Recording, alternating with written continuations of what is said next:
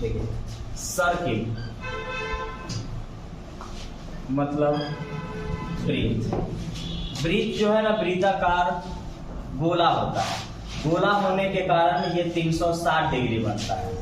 अगर मैं आधा कर दूं, केंद्र यहाँ होता है ना, केंद्र माने सेंटर, केंद्र मतलब सेंटर, तो ये टोटल 360 बना, आधा किए तो 180 बन गया, और आधा कर दिए तो 90 बन गया, और हर जगह ऐसे में 90 डिग्री बनेगा। टोटल मिला के कितना बन जाएगा? 360 डिग्री बन जाएगा। हर चीज में आपको समझा देता हूं। केंद्र से इस वाले लाइन को परिधि कहते हैं। ये वाला जो लाइन आपको दिख रहा है इस वाले को परिधि कहते हैं। परिधि इंग्लिश में इसको बोलते हैं सरकमफेरेंस। जो चीज वहां परिमाप और परिमिति पढ़ रहे थे ना, उसी को यहाँ परिधि कहा जाता है। मतलब आप बोल सकते हैं कि परिमाप, परिधि और परिमिति एक ही चीज है। अगर गोल है तो परिधि कहेंगे, और गोल नहीं है तो परिमाप या परिमिति कहेंगे, लेकिन बतवा वही है, बाहर बाहर के चीज को कहेंगे परिधि, या इंग्लिश में उसको बोलेंगे सरकमफेरेंस। ये है केंद्र यानी सेंटर। तो कहा जाता है कि केंद्र से परिधि के बीच की दूरी को त्रिज्या कहते हैं। त्रिज्या को आर बोलेंगे। आर माने रेडियस, आर मतलब रेडियस, रेडियस। अब ये वाला त्रिज्या और ये वाला त्रिज्या दोनों आपस में बराबर होता है। दोनों त्रिज्या, दोनों क्या कभी भी कितनू जरूरत के अनुसार खींच दे, सब के सब आपस में क्या होगा? बराबर होगा। और दो गो त्रिज्या मिल करके व्यास बनाएगा। व्यास को क्या बोलते हैं? डायमीटर। व्यास को डायमीटर मतलब दो त्रिज्या मिलकर के क्या बना देगा? व्यास बना देगा, जिसको हम लोग डायमीटर कहते हैं।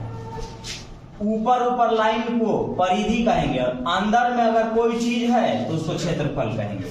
तो वृत्त आकार का क्या हो सकता है? आपका कोई भी गाड़ी या चक्का का, गाड़ी या साइकिल का चक्का हो जाएगा, जिसको व्हील बोलेंगे, पहिया बोलेंगे। बैलगाड़ी का चक्का हो जाएगा, किसी भी गाड़ी का चक्का हो जाएगा, वो गोला हो गया और उस सर्किल यानी वृत्त का काम करेगा। दूसरा, पूरा तो नहीं काम करेगा, लेकिन उसमें शेप घुसा हुआ रहता है। जैसे गोलाकार कोई घर है तो वो तो खैर बेलनाकार हो जाता है, सिलेंडर हो जाता है, लेकिन जो नीचे वाला उसका आधार रहता है ना, वो वृत्ताकार होता है। तो आपका घर भी बोल सकते हैं कि गोल अगर घर है, पूरा गोल होना चाहिए, तो वृत्ताकार है। खैर वो वृत्ताकार नहीं है, उसका आधार और ऊपर वाला हिस्सा सर्कुलर होता है, वृत्ताकार होता है। लेकिन पूरा पूरी टंकी सिलेंडर कहलाएगा, सिलेंडर कहलाएगा यानी बेलन कहलाएगा। तो आप कह सकते हैं कि गोल घर वृत्ताकार हो जाएगा। साइकिल या किसी भी मोटरसाइकिल का जो चक्का है, पहिया है, वो वृत्ताकार हो जाएगा। तो अब इसमें ध्यान रखना ये है कि ये सब बातें तो है, अब छोटी छोटी और भी बातें हैं। जैसे ये सर्किल है, वृत्त है, तो ये वाला तो हम जान गए कि त्रिज्या है, और दोनों को मिला देंगे तो व्यास कहलाएगा। अब देखिएगा ये वाला जो लाइन हम ऐसे खींच रहे हैं कुछ दूर तक, तो इस वाले लाइन को हम बोलेंगे चाप की लंबाई। चाप की लंबाई इंग्लिश में इसको हम लोग पढ़ेंगे आर्क। चाप की लंबाई थोड़ा मोड़ा हो सकता है, इतना ही रहेगा, ये रहेगा चाप की लंबाई, इसको बोलेंगे चाप की लंबाई। अगर मैंने यहां केंद्र से खींचा, ध्यान रखिएगा अंतर, केंद्र से खींचे तो इसको हम व्यास बोलेंगे, डायमीटर। लेकिन केंद्र से नहीं खींचे तो ये वाले को जीवा बोलेंगे, इंग्लिश में इसको बोलते हैं कॉर्ड। अगर केंद्र से गया तो व्यास, डायमीटर, और अगर केंद्र से नहीं गया तो कॉर्ड यानी जीवा। अब कट तो गया दोनों तरीके से, त्रिज्या से भी कटा और जीवा से भी कटा। तो त्रिज्या से कटेगा तो त्रिज्यखंड कहेंगे उसका नाम। त्रिज्या से, जैसे मान के चलिए कि ये सर्किल है और ये केंद्र है, और यहां से दो त्रिज्या काट दिए ऐसे, तो ये तो एक भाग निकला ना। आपसे आने वाला समय में इसका क्षेत्रफल पूछेगा आपसे, ये वाला पूछेगा आपसे। तो ध्यान रखिएगा, अगर वो त्रिज्या से कटा तो ये त्रिज्यखंड कहलाएगा। त्रिज्यखंड इंग्लिश में इसको सेक्टर कहते हैं। और अगर यही चीज जीवा से कटा तो ये तो वृत्त को न काटा, ये त्रिज्या से काटा, इसलिए त्रिज्यखंड यानी सेक्टर। और यह वृत्त को काट दिया, तो इसको बोलते हैं वृत्तखंड।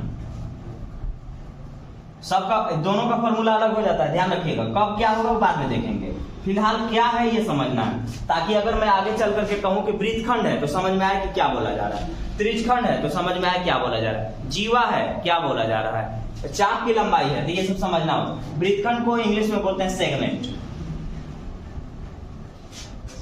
अब यहां पर क्या है कि जैसे इसको हमने काटा तो दो भाग में बांटा, इस वाले को छोटा ना है, छोटा भागना है, तो छोटा को बोलते हैं लघु।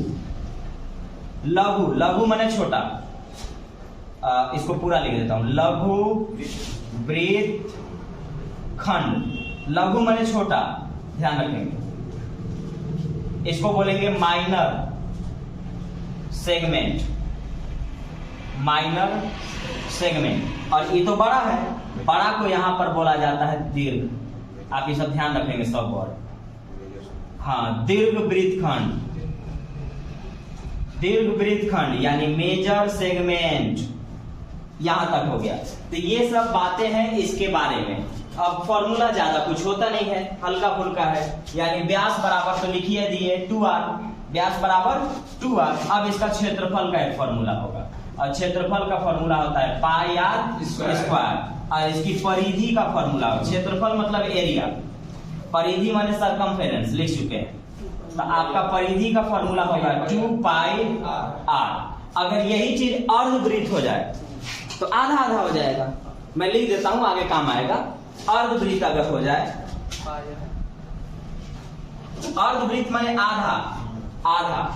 अर्धवृत्त इंग्लिश में इसको बोलते हैं सेमी सर्कल। तो अर्धवृत्त का जब क्षेत्रफल पूछेगा आपसे तो ये होगा पाई आर स्क्वायर बाई में 2। लेकिन अगर आपसे अर्धवृत्त की परिधि पूछेगा आपसे तो ये होगा आपका पाई आर प्लस 2r। ध्यान रखिएगा, मैं दोनों फिर से रिपीट कर रहा हूं। वृत्त का क्षेत्रफल पाई आर स्क्वायर, वृत्त की परिधि 2 पाई आर, अर्धवृत्त सेमी सर्कल का क्षेत्रफल pi R square by 2, semi circle का परिधि यानी circumference pi are plus 2r। अब इसमें क्या होता है कि कुछ आपसे चाप की लंबाई का फॉर्मूला पूछ लेगा आपसे। चाप की लंबाई, तो मैं लिखता हूं यहां चाप की लंबाई। चाप की लंबाई होता है थीटा बटा में 360 इंटू 2 पाई आर। चाप की लंबाई क्या होगा, चाप यानी आर, चाप की लंबाई थीटा बटा 360 इंटू 2 पाई आर। और एक होता है त्रिज्यखंड, तो त्रिज्यखंड, त्रिज्यखंड का क्षेत्रफल, तो त्रिज्यखंड का क्षेत्रफल होता है थीटा बटा 360 इंटू पाई आर स्क्वायर। अगर इतना फॉर्मूला आप जानते हैं तो मैक्सिमम काम आपका चल जाएगा यहां से। अब इसमें बहुत सारी बातें हैं जो आपको आगे बताया जाएगा। एकदम बेसिक से स्टार्ट करेंगे और इसका पूरा हाई लेवल जाएंगे, क्योंकि इसमें सवाल बहुत बढ़िया बढ़िया बनाया जाता है। देखिए, तो वृत्त की परिधि 242 मीटर है, तो उस वृत्त का क्षेत्रफल क्या होगा। पूरा मेंसुरेशन में एक बात याद रखना है, पूरा मेंसुरेशन में जो कुछ दिया है उसका फॉर्मूला आपको पता होना चाहिए, और जो पूछ रहा है अगर आपको उसका फॉर्मूला पता है तो ये बन जाएगा आपसे। जो दिया है उसका फॉर्मूला लगाया जाता है। जैसे आपको दे रहा है कि एक वृत्त की परिधि, परिधि माने सरकमफेरेंस, एक वृत्त की परिधि 242 मीटर है, तो इसका क्षेत्रफल क्या होगा। तो देखिए, आपको जो दिया है उसका फॉर्मूला लगेगा। तो वृत्त की परिधि दिया है, ये परिधि है, तो परिधि का फॉर्मूला लगेगा ना। तो परिधि का फॉर्मूला होता है 2 पाई आर। पाई का वैल्यू कितना होता है, 22/7। तो लिखिए 2 पाई आर हो गया। 22 से काटिए इसको, 22 से कम 22, फिर 22 से कम 22, नहीं 22 से कम 22, 2 बचा, ठीक। क्रॉस मल्टीप्लाई, और ये वाला नीचे जाएगा, ये वाला नीचे जाएगा, ये क्रॉस मल्टीप्लाई। 11 सत्ते 77 और बटा में 2, ये क्या आया, आर। अब ध्यान रखिएगा, परिधि निकालना होगा तो भी आपको आर कंपलसरी है, क्षेत्रफल निकालना होगा तो भी आर कंपलसरी है। वृत्त के अंदर में कोई भी चीज आपको निकालना होगा तो उसके लिए त्रिज्या यानी आर निकालना बिल्कुल जरूरी है। तो हमने यहाँ पर क्या किया, तो हमने यहाँ पे दिया हुआ था कि परिधि दिया था, तब परिधि का फॉर्मूला लगाया, तो परिधि का फॉर्मूला 2πr होता है। r निकल गया। अब हमसे क्षेत्रफल पूछ रहा है, तो क्षेत्रफल का फॉर्मूला होता है पाई आर स्क्वायर। स्क्वायर मतलब दो बार, स्क्वायर मतलब दो बार, तो इसी को हम दो बार लिखेंगे। तो पाई आर स्क्वायर, पाई का वैल्यू 22/7, आर स्क्वायर का मतलब यही चीज दो बार, 77/2, 77/2 काटेंगे 11 बार में, यहाँ से काटेंगे 11 7 77, ये ठीक है 11 बार में। अब आपको यहाँ मल्टीप्लाई करना पड़ेगा, गुना करना पड़ेगा, और गुना करके भी 2 से यहाँ पर क्या करना पड़ेगा, भाग करना पड़ेगा। जब हम इसको गुना करेंगे तो आएगा 9317/2, और इसको जब हम भाग देंगे तो ऑप्शन सी 4658.5, 4658.5 क्षेत्रफल पूछा है, इसलिए आंसर होगा मीटर स्क्वायर होगा। तो कुछ नहीं करना था, यहाँ पर क्या था, परिधि दिया था, परिधि का फॉर्मूला लगाए, परिधि होता है 2πr, r निकल गया। हमको क्षेत्रफल चाहिए, क्षेत्रफल का फॉर्मूला होता है पाई आर स्क्वायर, स्क्वायर मतलब दो बार, तो उसको हमने दो बार लिखा, काट करके भागा दिया, आंसर आया 4658.5 मीटर स्क्वायर। जिस वृत्त का क्षेत्रफल 49 पाई वर्ग सेंटीमीटर है, उसकी परिधि कितनी है?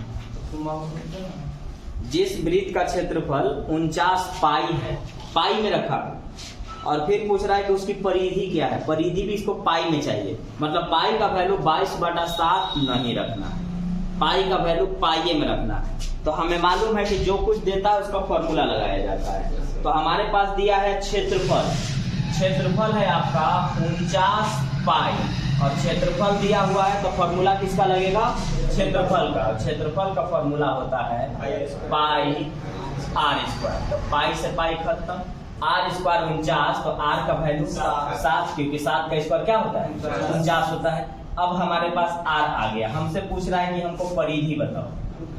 परिधि होता है 2 पाई, पाई में छोड़ना है, 2 पाई आर कितना है 7, 7 दूना के 14 पाई, और ये होगा हमारा आंसर। तो जो देगा उसका फॉर्मूला लगा दीजिए। यहाँ पर क्षेत्रफल दिया, क्षेत्रफल का फॉर्मूला लगाया पाई आर स्क्वायर, आर आ गया 7। हमसे पूछा परिधि का फॉर्मूला होता है 2 पाई आर, 7 गुना के 14 सेंटीमीटर या मीटर, जो भी रहेगा।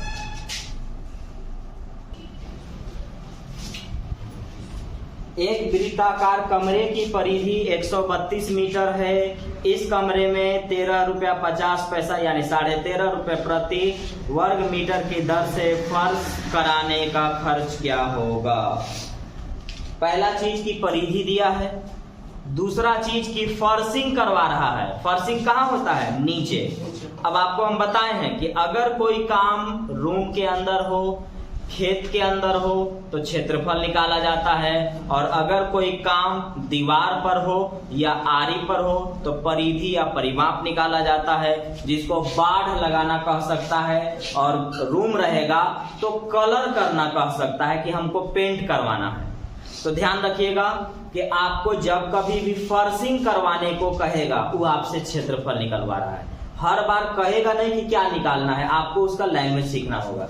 जैसे उसने कहा कि एक वृत्ताकार कमरे की परिधि दिया है 132 मीटर है, और बोलता है कि इस कमरे में 13.5 रुपये प्रति मीटर स्क्वायर की दर से फर्श कराने का खर्च क्या होगा। मान के चलिए कि एक वृत्ताकार कमरा है पूरा, और उसी कमरा में नीचे हम फर्शिंग करवाना चाहते हैं, बनवाना चाहते हैं, टाइल्स वगैरह लगवाना चाहते हैं, जो भी काम करना चाहते हैं, तो रूम के अंदर काम हो रहा है ना, तो उसके लिए क्या निकालते हैं? क्षेत्रफल। यानी हमसे वो क्षेत्रफल निकालने को कह रहा है। तो क्षेत्रफल तो हम बाद में पहुंचेंगे, पहले तो हम ये देखेंगे कि जो दिया है उसका फॉर्मूला लगना चाहिए। तो आपको दिया हुआ है परिधि, तो परिधि है 132 मीटर, तो परिधि दिया है तो परिधि का फॉर्मूला लगेगा, और परिधि का फॉर्मूला होता है 2 पाई आर, यही है। 2 से अगर आप काटिएगा तो 6 और 6 बार में, 22 से काटिएगा तो 3 बार में, 22 दिया 66, 7 त्रिक 21, आर का वैल्यू 21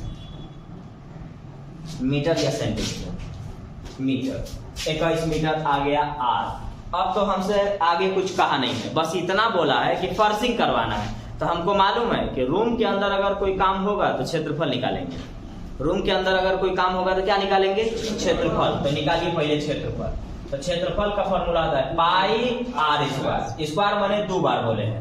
पाई का value 22/7 pi R square. R square मैंने 21 गुने 21 7 21। ये गुना करके पूरा लिख भी सकते हैं और इतना भी अभी हम छोड़ सकते हैं।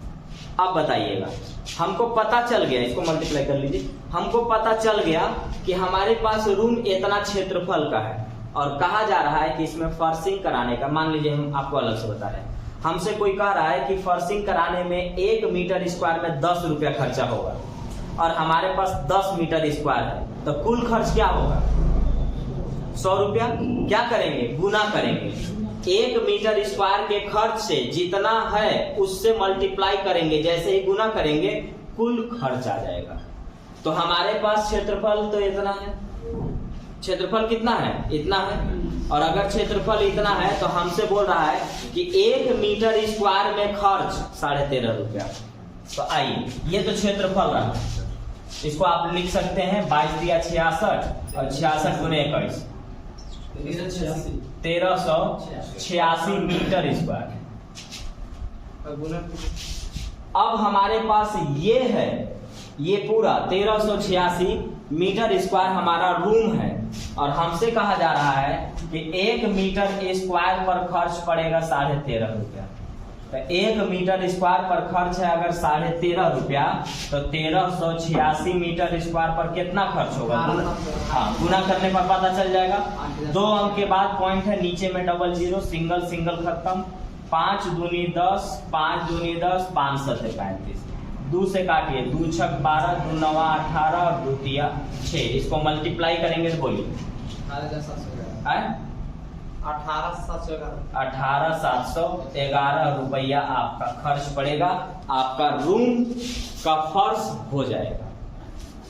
एक बार फिर से समझिए, जो दिया है उसका फॉर्मूला लगेगा। तो दिया है परिधि, परिधि का फॉर्मूला लगेगा 2 पाई आर। आर निकल गया। बोलता है कि रूम के अंदर फर्शिंग करवाना है, तो फर्शिंग कराने का मतलब क्षेत्रफल निकालना होता है। तो पहले क्षेत्रफल निकालेंगे। क्षेत्रफल निकालेंगे तो क्षेत्रफल का फॉर्मूला होता है पाई आर स्क्वायर। स्क्वायर मैंने 2 बार आ गया 1386 मीटर स्क्वायर। हमसे बोल रहा है कि खर्च के बारे में कि 1 मीटर स्क्वायर पर 13.5 रुपया लगेगा। तो इतना पर टोटल पर कितना लगेगा? मल्टीप्लाई कर देंगे। 18,711 रुपया में पूरा फर्शिंग आपका हो जाएगा, जो आपका रूम है। एक वृत्त की परिधि एवं त्रिज्या का अंतर 37 सेंटीमीटर। इस वृत्त का क्षेत्रफल, अंतर मतलब क्या होता है? माइनस।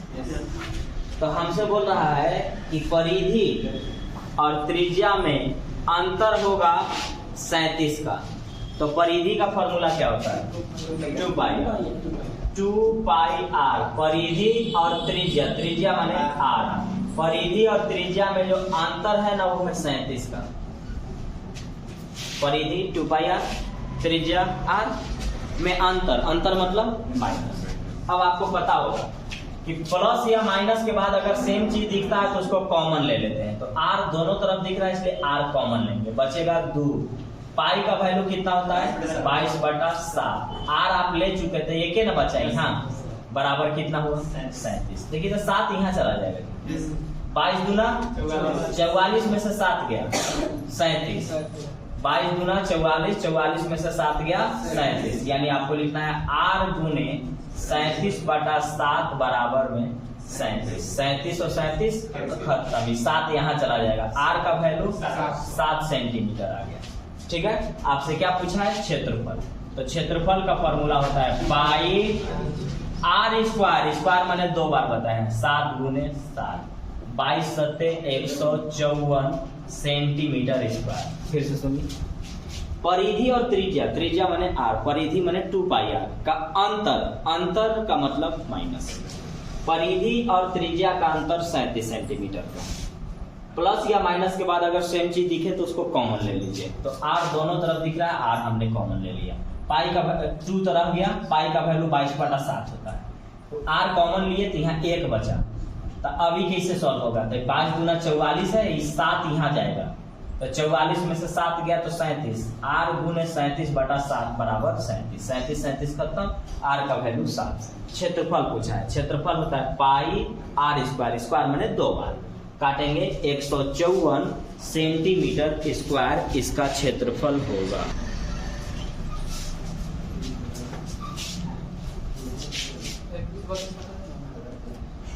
परसेंटेज अभी नहीं, परसेंटेज सबसे लास्ट में। दो वृत्त की परिधि का अनुपात 2:3, तो वृत्त का क्षेत्रफल का अनुपात। ध्यान रखिएगा, ये सवाल 2 तरीके से पूछता है।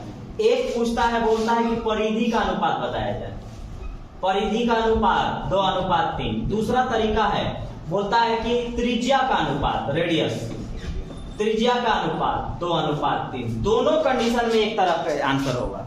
सवाल 2 तरीके से पूछेगा। पहला पूछेगा कि दो वृत्त की परिधि का अनुपात 2:3 है, इनका क्षेत्रफल का अनुपात बताओ। दूसरा बोलेगा दो वृत्त की त्रिज्या का अनुपात 2:3 है, इसका क्षेत्रफल का अनुपात बताओ।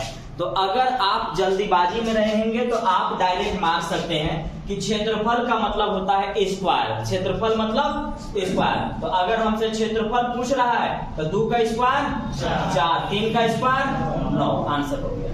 क्षेत्रफल अगर यहाँ भी पूछेगा तो 2 का स्क्वायर 4 और 3 का स्क्वायर 9, ये मेरा आंसर हो गया। अगर मुझे परिधि दे के क्षेत्रफल पूछेगा तो भी डायरेक्ट ऐसे बना लेंगे, और त्रिज्या दे करके क्षेत्रफल पूछेगा तो भी डायरेक्ट ऐसे बना लेंगे। ऐसा क्यों होता है ये देख लीजिए। अब आपको मैंने एक चीज समझाया है, एक चीज मैंने बताया है कि जो दिया जाता है ना उसका फॉर्मूला लगाया जाता है, जो दिया जाएगा उसका फॉर्मूला। तो किसका दिया है, परिधि, तो परिधि का फॉर्मूला लगेगा। तो मैं लिख रहा हूँ, अनुपात मतलब बट्टा होता है, अनुपात मतलब बट्टा। तो ये देखिएगा, इसको बट्टा में लिखूंगा, 2 बटा में 3। तो परिधि है तो परिधि का लगेगा तो 2 पाई r। ये भी परिधि है तो परिधि का लगेगा 2 पाई r। लेकिन एक बात का ध्यान रखेंगे कि दोनों के r में बदलाव होना चाहिए। अगर r आप एक ही रखेंगे तो आप काट दीजिएगा, और काटने के बाद फिर वहां कुछ बचेगा नहीं। तो इसलिए रखना है ये r1 और ये वाला r2। तो 2 पाई और 2 पाई गया, r1 2 आ गया है, r2 3 आ गया है। हमसे बोला गया है कि क्षेत्रफल का अनुपात बताओ, तो क्षेत्रफल का फॉर्मूला होगा पाई r1 का स्क्वायर बटा में पाई r2 का स्क्वायर। पाई और पाई खत्म, r1 कितना है 2, तो 2 का स्क्वायर। r2 कितना है 3, तो 3 का स्क्वायर। ये आया 4 और ये आया 9, आंसर कितना आएगा 4:9। तो हम ऐसे नहीं करेंगे बल्कि डायरेक्ट कर लेंगे, डायरेक्ट करेंगे। अगर क्षेत्रफल पूछा मतलब परिधि दे के क्षेत्रफल पूछा तो भी डायरेक्ट खाली स्क्वायर करके निकाल लेंगे, और अगर रेशियो त्रिज्या दे करके भी क्षेत्रफल पूछा तो भी स्क्वायर करके डायरेक्ट निकाल लेंगे।